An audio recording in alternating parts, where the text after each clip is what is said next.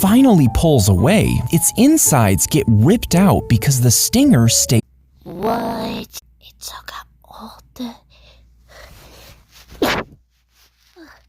That's me.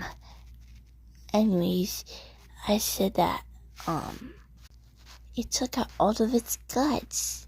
I can't believe that. Hopefully I will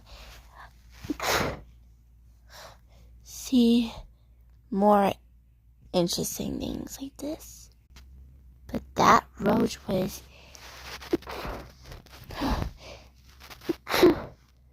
giving me this thing and I'm getting allergies.